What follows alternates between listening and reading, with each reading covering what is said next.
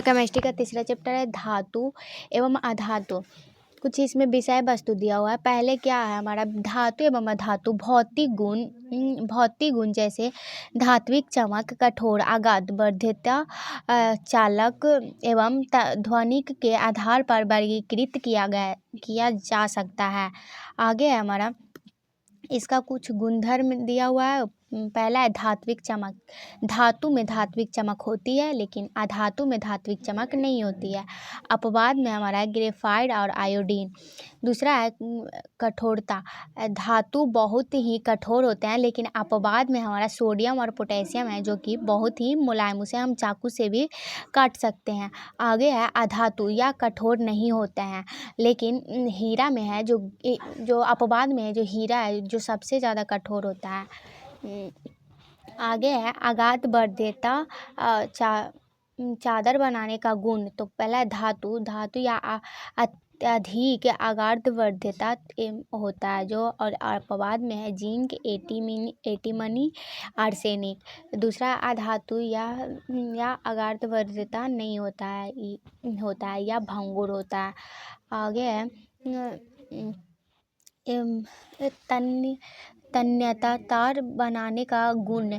तो धातु में तन्यता प्रदर्शित करता है जिंक, एंटीमनी से, और अधातु या तार नहीं बनाता है, कार्बन और फाइबर। आगे है चालकता, ऊष्मा एवं विद्युत का सुचालक होता है धातु, और अधातु या ऊष्मा और विद्युत का कुचालक होता है। अपवाद में ग्रेफाइट एवं गैस कार्बन। आगे है अवस्था। धातु ठोस अवस्था में पाया जाता है लेकिन अपवाद में पारा है जो द्रव अवस्था में पाया जाता है, और अधातु ठोस, द्रव और गैस तीनों अवस्था में पाई जाती है। आगे है घनत्व। जो धातु का घनत्व उच्च होता है जैसे कि सोडियम और पोटेशियम, इसका घनत्व अपवाद में है। अगला है हीरा, मतलब जो अधातु का घनत्व है जो कम होता है लेकिन अपवाद में है हीरा, इसका घनत्व उच्च होता है। आगे है क्वथनांक एवं घनत्व या अधिक होता है लेकिन अपवाद में है गैलियम और सोडियम, और इसका अधातु का घनत्व कम होता है। अपवाद में है हमारा कार्बन। आगे है हमारा धातु के रासायनिक गुणधर्म। पहले तो धातु के रासायनिक गुणों का अध्ययन। धातु का वायु में दहन। तो सभी धातुएं ऑक्सीजन के साथ मिलकर धातुओं के ऑक्साइड बनाती है। तो धातु प्लस ऑक्सीजन धातु मिलकर ऑक्साइड बना रही है, तो 2Cu प्लस O2 मिलकर 2CO बनाती है। आगे 4Al प्लस O2 मिलकर 2Al2O3 बना रही है, तो एल्युमिनियम ऑक्साइड बना रही है। आगे है सामान्यतः धातुओं के ऑक्साइड की प्रकृति क्षारकीय होती है लेकिन कुछ धातुओं की ऑक्साइड अम्लीय तथा क्षारकीय दोनों प्रकार के व्यवहार प्रदर्शित करते हैं, जैसे कि जिंक ऑक्साइड एवं एल्युमिनियम ऑक्साइड अम्ल तथा क्षार दोनों से क्रिया करते, इसलिए उभयधर्मी ऑक्साइड कहलाते हैं। जैसे कि Al2O3 प्लस 6HCl जब दोनों अभिक्रिया करेगा आपस में तो 2Al2Cl प्लस 3H2O या हाइड्रोक्लोरिक अम्ल बनाएगी। आगे है Al2O3 प्लस 2NaOH जब दोनों अभिक्रिया करेगा आपस में तो 2NaAlO3 प्लस 3H2O या सोडियम एल्यूमिनेट बनाएगी। आगे हमारा यद्यपि सामान्यतः धातु ऑक्साइड जल में घुलनशील है तथा कुछ जल में घुलकर क्षार प्रदान करते हैं। आगे Na2O प्लस H2O दोनों आपस में अभिक्रिया करके बनाता है 2NaOH, यानी सोडियम ऑक्साइड जब अभिक्रिया करता है तो सोडियम हाइड्रोक्साइड बनाती है। आगे है K2O प्लस H2O जब दोनों आपस में अभिक्रिया करता है तो 2KO, यानी पोटेशियम ऑक्साइड जब अभिक्रिया करता है तो पोटेशियम हाइड्रोक्साइड क्षार बनाती है। आगे हमारा ऑक्सीजन के साथ सभी धातुएं एक ही दर से अभिक्रिया नहीं करती है। वायु के साथ विभिन्न धातुओं की अभिक्रिया निम्नलिखित प्रकार से समझी जा सकती है, जैसे कि 2MgO2 मिलकर जब दोनों आपस में अभिक्रिया करता है तो 2MgO2 या लाल लिटमस नीला हो जाता है। और दूसरा हमारा सल्फर और ऑक्सीजन जब आपस में अभिक्रिया करता है तो सल्फर ऑक्साइड और जो H2SO3 या नीले लिटमस पत्र को लाल हो जाता है जब नीले लिटमस पत्र। और आगे है जल के साथ अभिक्रिया करके धातु ऑक्साइड बनाती है। इसी प्रक्रिया में हाइड्रोजन गैस निकलती है, जैसे कि यह धातु प्लस जल में अभिक्रिया दिखाया गया है। तो 2K + H2O जब दोनों आपस में अभिक्रिया करता है तो 2KO + H2O या उष्मीय ऊर्जा बनाता है, यानी धातु ऑक्साइड प्लस हाइड्रोजन बनाती है। तो जब धातु जल से अभिक्रिया करता है तो धातु ऑक्साइड प्लस हाइड्रोजन बनाता है, जैसे कि 2Na + 2H2O आपस में अभिक्रिया किया तो 2NaOH + H2O उष्मीय ऊर्जा, Ca + 2H2O और CaOH का twice plus H2, 2Al + 3H2O और Al2O3 + 3H2 बनाती है। आगे है 3Fe + 4H2O जब दोनों आपस में अभिक्रिया करता है तो Fe3O4 + 4H2। अगला है उपयुक्त अवधारणाओं को निम्नलिखित सारणी द्वारा आसानी से समझाया जा सकता है, जैसे कि धातु और जल से क्रिया, ये दोनों में दिखाया गया। तो जैसे सोडियम और पोटेशियम को जब हम जल से क्रिया करवाएंगे तो यह ठंडे जल के साथ तेज़ी से क्रिया करेगा। कैल्शियम को जब हम जो कैल्शियम है उसको जब जल से क्रिया करवाएंगे तो ठंडे जल के साथ धीमी क्रिया करेगी। आगे है मैग्नीशियम को जब हम जल से क्रिया करवाएंगे तो यह शीतल जल से अभिक्रिया नहीं करता परंतु गर्म जल से अभिक्रिया करता है।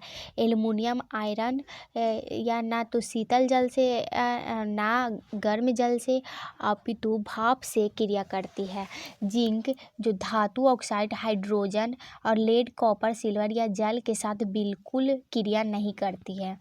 आगे है धातु के अम्लों के साथ अभिक्रियाओं की अवधारणाओं को निम्नानुसार समझा सकते हैं, जैसे कि धातु प्लस तनु अम्ल Mg + H2SO4 जब अभिक्रिया करता है तो MgSO4 + H2। आगे है जिंक है और H2SO4 जब तनु से अभिक्रिया करता है तो ZnSO4 Aq + H2 बनाता है। और Fe + H2SO4 जब तनु से अभिक्रिया करता है तो FeSO4 Aq + H2 बनाती है। अगला है सभी धातुएं अम्ल के साथ अभिक्रिया करने पर लवण और हाइड्रोजन गैस उत्पन्न करती है, परंतु नाइट्रिक अम्ल से अभिक्रिया होने पर हाइड्रोजन गैस उत्पन्न नहीं होती है। इसका कारण यही है कि नाइट्रिक अम्ल एक तीव्र ऑक्सीकरण होने के कारण उत्पन्न हुई है। हाइड्रोजन को पानी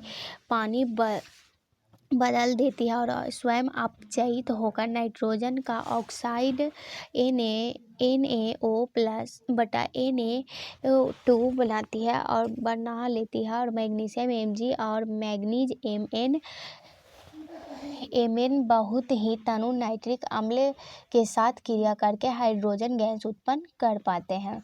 आगे है धातु के अम्लों के साथ क्रिया में निम्नलिखित क्रम पाया जाता है, जैसे कि Mg Al मतलब मैग्नीशियम एल्युमिनियम जिंक लोहा।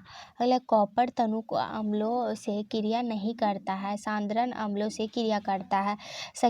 सक्रियता श्रेणी में सूची है जिनमें धातुओं की क्रियाशीलता को अवरोही क्रम में व्यवस्थित किया जा सकता है। आगे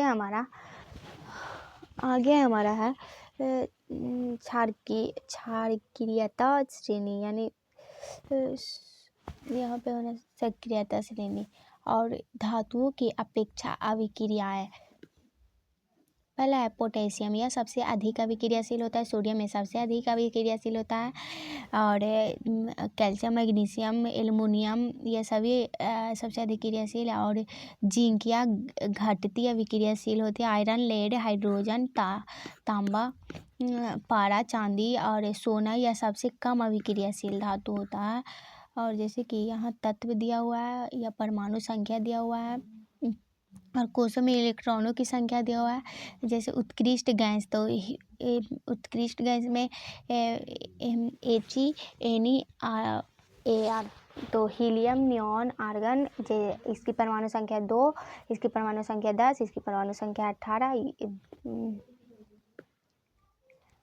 या 2 और एल कोष में इसका 8 है और इसका भी 8 है। और एम कोष में इसका 8 है और एन कोष में इसका नहीं बताया गया। आगे है धातु है, जैसे sodium, magnesium, aluminium, calcium, potassium और ये तो इसका 11 देख सकते हैं यहाँ पे आप। आगे सभी तत्वों की प्राकृतिक अस्थायी अष्टक प्राप्त करने की होती है। सारणी में धातुएं इलेक्ट्रॉन त्याग कर, अधातुएं इलेक्ट्रॉन ग्रहण कर अपना अष्टक पूर्ण कर सकते हैं। धातुएं इलेक्ट्रॉन त्याग कर धन आवेश तथा अधातुएं इलेक्ट्रॉन ग्रहण करके ऋण आवेश प्राप्त करती है। विपरीत आवेश होने के कारण धातुएं एवं अधातुएं परस्पर आकर्षित होकर मजबूत स्थिति में वैद्युत बल बांधकर विपरीत आयनों वाले समुच्चय का निर्माण करते हैं और धातुओं को अतिरिक्त इलेक्ट्रॉनों को स्थानांतरण अधातुओं में इलेक्ट्रॉनों का अष्टक को पूर्ण करने के लिए हो जाता है। धातु से अधातुओं में इलेक्ट्रॉनों स्थानांतरण से बने यौगिकों को आयनिक यौगिक या विद्युत संयोजी यौगिक कहते हैं। आगे है आयनिक यौगिक के गुण या ठोस और कठोर एवं भंगुर होते हैं। इसका गलनांक उच्च गलनांक एवं क्वथनांक होता है और जल में यह घुलनशील होता है। यह जलीय विलयन को विद्युत का सुचालक है। आगे है अधातुओं के उपयोग। अमोनिया निर्माण में, हाइड्रोजन वनस्पति तेल से घी बनाने के लिए हाइड्रोजन या हाइड्रोजिनेशन होता है। अगला द्रव्य हाइड्रोजन रॉकेट ईंधन के रूप में कार्बन का उपयोग इलेक्ट्रोलाइटिक सेल बनाने में किया जाता है। आगे है इस जो चौथा चैप्टर का हमारा प्रश्न दिया हुआ कुछ। पहला है सही विकल्प को चुनिए, तो इसमें दिया हुआ है। पहला प्रश्न है निम्नलिखित में से कौन सा गुण पर्याय धातुओं द्वारा प्रदर्शित नहीं किया जाता है। तो क्या बोल रहा है, निम्नलिखित में से कौन सा गुण धातुओं को द्वारा प्रदर्शित नहीं किया जाता है। तो इसका हो जाएगा हमारा क्वेश्चन, मतलब हमारा क्वेश्चन का उत्तर यहाँ पे दिया हुआ है। तो इसका हो जाएगा यह चमकहीन होता है। दूसरा है वायु में अधिक समय तक खुला छोड़ जाने पर चांदी के वस्तुओं पर काली पड़ जाती है। यह निम्नलिखित के बनने का कारण क्या है। तो सिल्वर ऑक्साइड। आगे है निम्नलिखित में से कौन सी धातुओं में चमक होती है। तो कौन सी धातुओं में चमक होती है, तो हमारा यहाँ पे आयोडीन। आगे है निम्नलिखित में से कौन सी धातु उभयधर्मी ऑक्साइड है। तो उभयधर्मी ऑक्साइड हमारा कौन सा धातु हो जाएगा। तो इसका उत्तर हो जाएगा हमारा एल्युमिनियम। पांचवा क्वेश्चन निम्नलिखित में से कौन सी मिश्र धातुओं में पारद अवयव होते हैं। तो इसका हो जाएगा अमलगम। और अगला है निम्नलिखित में से कौन सी धातु द्रव्य होती है। तो कौन सी धातु द्रव्य होती है। तो ब्रोमीन या द्रव्य होता है। और जब जल धातु के साथ क्रिया करता है तो कौन सी गैस उत्सर्जित करती है। तो हाइड्रोजन।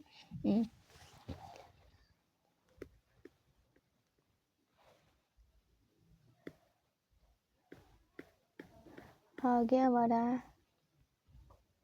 रिक्त स्थान को पूर्ति करें। यहाँ पे दिया हुआ है पहले हमारा मतलब दिया हुआ है यहाँ पे मिश्र धातु या सोल्डर का उपयोग विद्युत तारों के परस्पर वेल्डिंग के लिए होता है। आगे है लंबे समय तक आर्द्र वायु में रहने पर लोहे पर भूरे रंग की परत की पदार्थ की परत चढ़ मतलब पात्र की पदार्थ की परत चढ़ जाती है, जिसे हम क्या कहते हैं तो आयरन ऑक्साइड। दूसरा है दो से अधिक धातुएं समांगी मिश्रण को हम मिश्र धातु कहते हैं।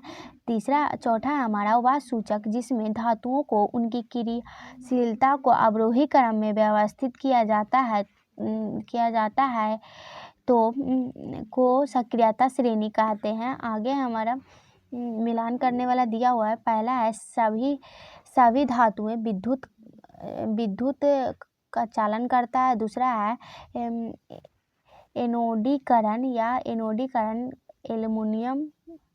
तीसरा है हमारा सोडियम को हम मिट्टी का तेल में डुबोकर रखते हैं यानी केरोसिन। और अगला है कार्बन अधातु या अपरूपता। आगे हमारा किसी धातु को छोड़कर अन्य सभी धातुओं के कमरे के ताप पर ठोस अवस्था में पाई जाती है। तो इसमें बोल रहा है एक शब्द या वाक्य में उत्तर दीजिए। तो मरकरी। अगला दो धातुओं का नाम लिखिए जो ठंडे जल के साथ तेजी से अभिक्रिया करती है। तो सोडियम और पोटेशियम। आगे है एक्वारेजिया में सांद्र हाइड्रोक्लोरिक अम्ल एवं सांद्र नाइट्रिक अम्ल का मिश्रण किस अनुपात में होता है? तो 3:1। आगे है यहाँ पे होगा 3:1। आगे है आयनिक यौगिक का गलनांक एवं क्वथनांक उच्च क्यों होता है? तो आयनिक अधिक अंतर आयनिक आकर्षण बल के कारण। अब 5वां अमालगम का एक उदाहरण लिखिए। तो अमालगम का पारा व चांदी का मिश्रण। आगे है सत्य और असत्य चुनने के लिए बोल रहा है। तो पहला है सोडियम अति क्रियाशील धातु है। हाँ सत्य है। दो अधातुओं के समांगी मिश्रण को मिश्र धातु कहते हैं। तो यह असत्य है। आगे है धातुओं के ऑक्साइड पर या क्षारकीय प्रकृति के होते हैं। हाँ। आगे है स्टेनलेस स्टील में तांबा मिला होता है। सत्य है। अगला है धातुओं के ऑक्साइड कुछ बोला है स्टेनलेस स्टील में तांबा मिला होता है। नहीं, यह सत्य है। आगे धातुओं के ऑक्साइड पर या अम्लीय प्रकृति के होते हैं। यह सत्य है। आगे हमारा दिया हुआ है 2 अंक के प्रश्न। पहला उभयधर्मी ऑक्साइड क्या होते हैं? 2 उभयधर्मी ऑक्साइडों का उदाहरण दीजिए। तो इसका उत्तर होगा उभयधर्मी ऑक्साइड जो ऑक्साइड अम्लीय एवं क्षारकीय दोनों गुणों को प्रदर्शित करते हैं वे उभयधर्मी ऑक्साइड कहलाती है। आगे हमारा उदाहरण में दिया हुआ है एल्युमिनियम ऑक्साइड Al2O3 और जिंक ऑक्साइड ZnO। आगे हमारा दूसरा प्रश्न है कारण लिखिए।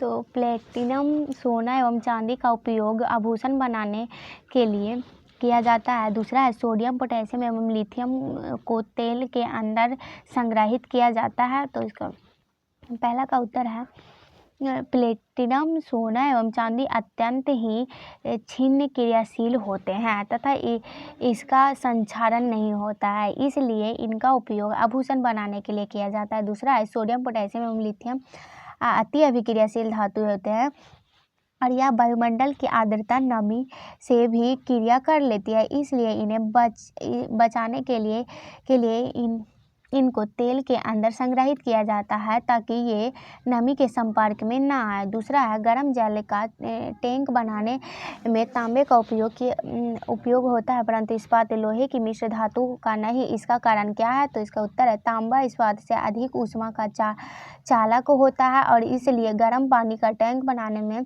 तांबे का उपयोग होता है, इस्पात का नहीं, क्योंकि इस्पात मिश्र धातु है। आगे है अपने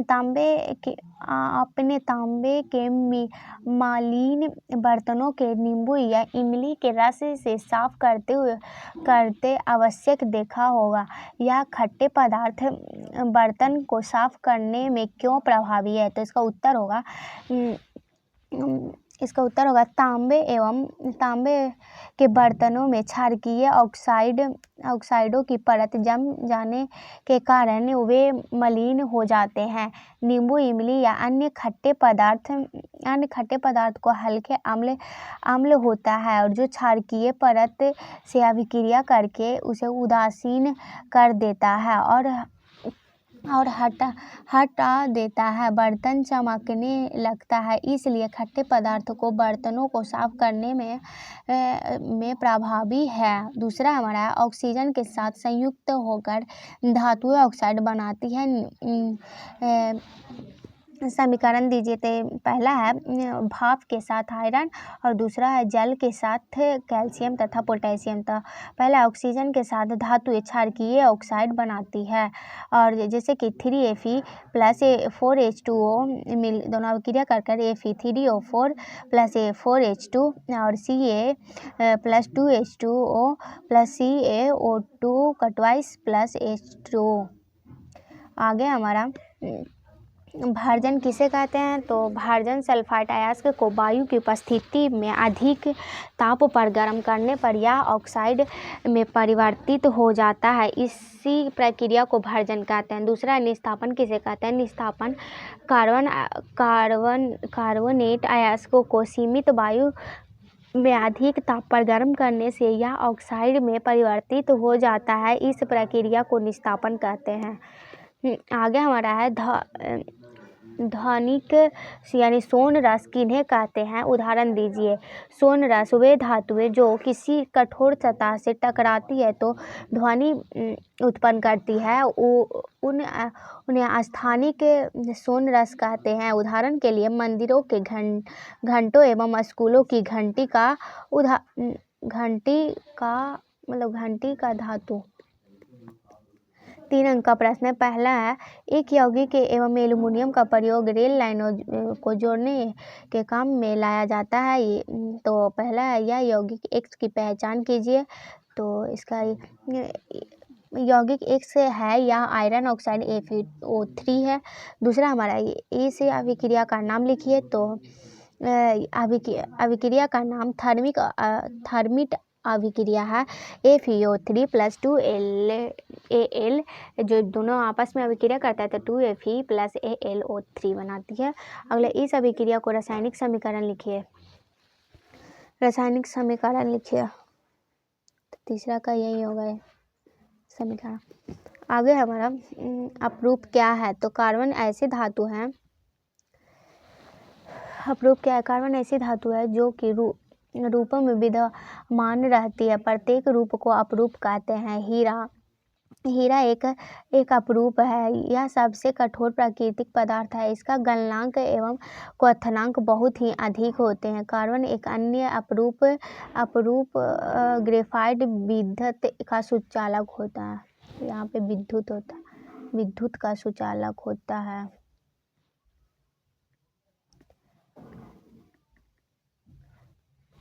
आगे है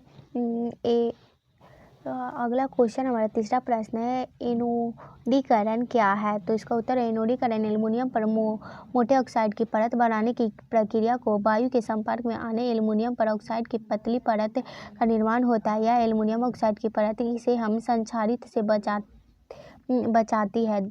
आगे हमारा है आयनिक यौगिक के 3 गुणों को लिखिए। तो आयनिक यौगिक का क्वथनांक उच्च होता है, जल में घुलनशील तथा कार्बनिक विलायकों में अघुलनशील है, विद्युत का सुचालक होता है। आगे है मिश्र धातु किसे कहते हैं? तो 2 या 2 से अधिक धातुओं के समांगीन मिश्रण को मिश्र धातु कहते हैं। इसे तैयार करने के लिए पहले मूल धातु को गलित अवस्था में लाया जाता है एवं तत्पश्चात दूसरे तत्वों को एक निश्चित अनुपात में इसे विलीन किया जाता है और फिर इसे कमरे के ताप पर शीतलीकृत किया जाता है। आगे है सक्रियता श्रेणी क्या है? सक्रियता श्रेणियों का सूची है जिनमें धातुओं की क्रियाशीलता को अवरोही क्रम में व्यवस्थित किया जाता है। तो पहला सक्रियता श्रेणी, दूसरा धातुओं की अपेक्षा अभिक्रियाशीलताएं। तो पोटेशियम यह सबसे अधिक अभिक्रियाशील है, सोडियम यह सबसे अधिक अभिक्रियाशील है, कैल्शियम यह सबसे अधिक अभिक्रियाशील है, मैग्नीशियम, एल्युमिनियम। आगे है जिंक या घटती अभिक्रियाशील है, आयरन, लेड, हाइड्रोजन, कॉपर यानी तांबा, मरकरी यानी पारा, सिल्वर, गोल्ड यह सबसे कम अभिक्रियाशील है। दूसरा प्रश्न है हमारा, धातु के प्रमुख भौतिक गुण धर्म लिखिए। तो पहला है ये ऊष्मा एवं विद्युत का सुचालक होता है। दूसरा यह धातुएं अगाध वर्धिता होते हैं। धातुएं कठोर होती है। धातुएं ध्वनि को उत्पन्न करती है। और आगे है भौतिक गुण धर्म के आधार पर धातुओं में कोई 4 विभेद लिखिए। तो पहला है धात्विक चमक। तो धातु या धात्विक चमक, धातु में धात्विक चमक होती है, अधातु में धात्विक चमक नहीं होती है। लेकिन अपवाद में ग्रेफाइट और आयोडीन है जो चमकीली होती है। दूसरा है कठोरता, यह धातु बहुत कठोर होता है। लेकिन अपवाद में सोडियम और पोटेशियम है जो कि मुलायम होती है। और अधातु या कठोर नहीं होती है। लेकिन हीरा सबसे कठोर धातु है। और अगला है अगाध वर्धिता नियत चादर बनाने के गुण। तो अत्यधिक अगाध वर्धिता जिंक के तो मतलब धातु होते हैं। लेकिन अपवाद में जिंक, एंटीमनी, आर्सेनिक। और दूसरा है अधातु है जो कि जो अधातु है या अगाध वर्धिता नहीं होती है या भंगुर होते हैं। आगे हमारा है तन्यता, तार बनाने का गुण, तन्यता प्रदर्शित करना। जिंक, एंटीमनी, आर्सेनिक और ये जो अधातु तन्यता नहीं होती है जैसे कि फाइबर। और अगला है चालकता, ऊष्मा एवं विद्युत का चालक होता है या विषमा था। और अधातु या कुचालक होता है, ग्रेफाइट एवं गैस कार्बन। आगे अवस्था, ठोस यानी पारा। और अधातु है ठोस, द्रव्य, गैस। अगला है घनत्व, उच्च, सोडियम, पोटेशियम। और कम घनत्व हीरा का होता है। आगे है क्वथनांक एवं घनत्व या अधिक है। इसका क्वथनांक एवं घनत्व धातु का अधिक होता है। लेकिन अपवाद में गैलियम और सोडियम है। और इसका मतलब धातु का क्वथनांक और घनत्व कम होता है। अपवाद में कार्बन है। आगे हमारा चौथा है रासायनिक गुणधर्म के आधार पर धातुओं में कोई 4 विभेद लिखिए। पहला है रासायनिक गुणधर्म के आधार पर धातुओं का विभेद। पहला है धातु ये अपचायक होता है। और अधातु ये उपचायक होती है। धातुएं या इनका ऑक्साइड क्षारकीय होता है। लेकिन अधातु इनका ऑक्साइड अम्लीय और या उदासीन होता है। तीसरा, ये अम्लों से अभिक्रिया करके पर्याय हाइड्रोजन विस्थापित कर देती है। लेकिन अधातु या अम्लों में अभिक्रिया नहीं करती है। और चौथा, ये विद्युत का धनात्मक तत्व है और अधातु या विद्युत का ऋणात्मक तत्व है।